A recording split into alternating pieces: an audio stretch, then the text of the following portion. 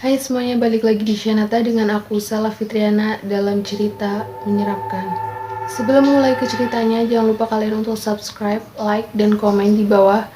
Dan kita langsung matikan lampunya.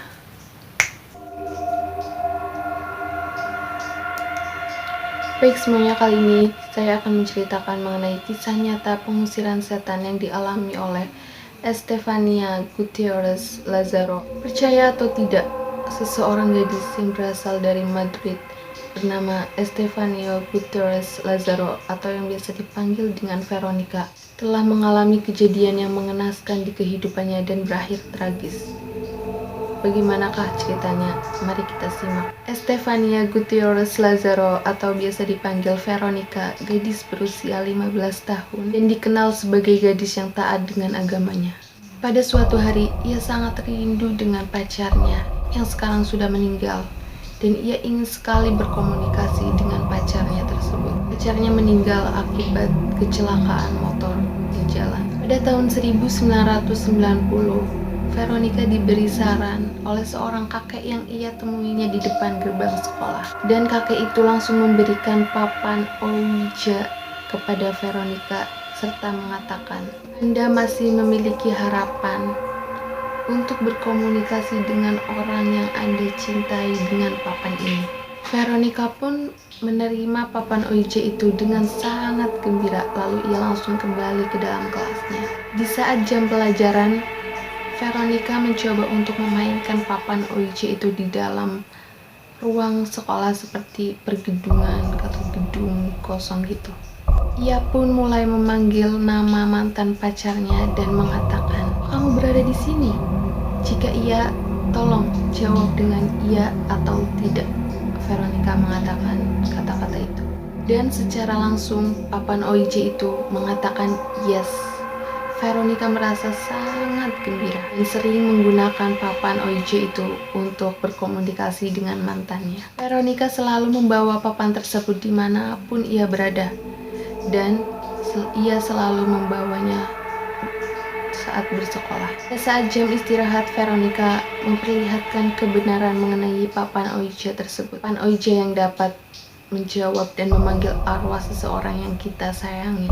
Lama kemudian, seorang birawati melihat Veronica sedang memperlihatkan papan tersebut kepada teman-temannya. Birawati tersebut lalu menghampiri dan langsung mengambil papan tersebut.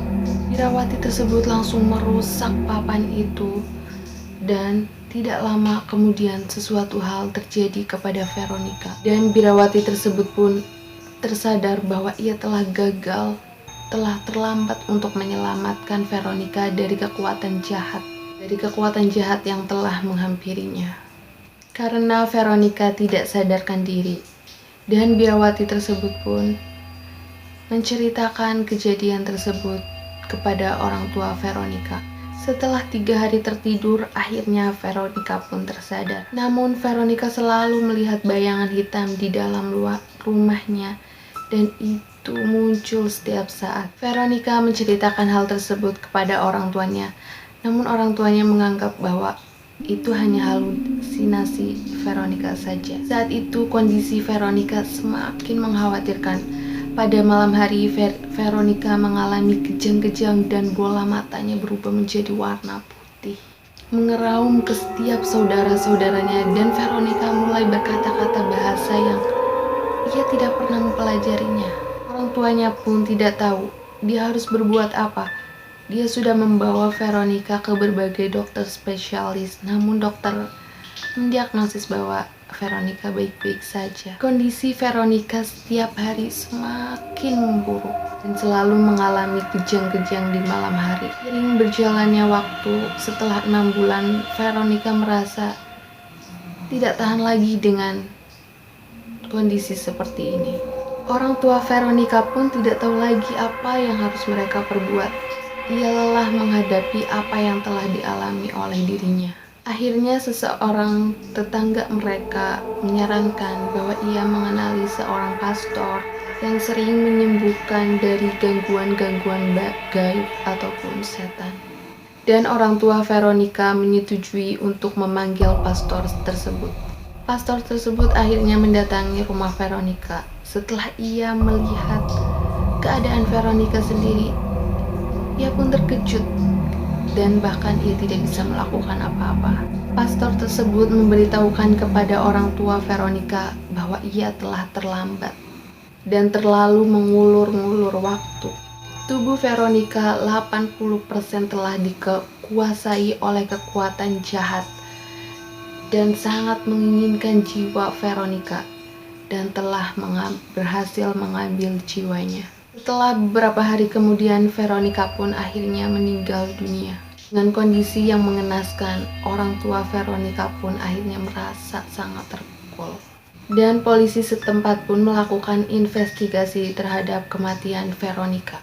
Setelah meninggalnya Veronica, sosok hitam itu pun terus menghantui keluarga Veronica dan menyiksanya selama bertahun-tahun. Di saat itu, orang tua Veronica menyadari sosok bayangan hitam yang diceritakan oleh Veronica ternyata benar, dan setiap malam mereka sering mendengar bisikan-bisikan dan mendengar jeritan Veronica meminta tolong kepada mereka.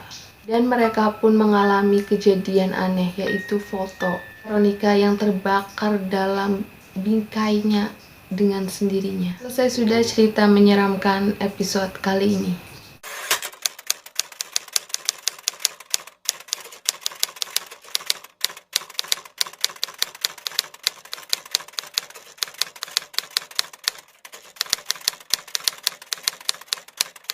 Komen di bawah untuk cerita selanjutnya. Terima kasih dan sampai jumpa di cerita-cerita menyeramkan selanjutnya.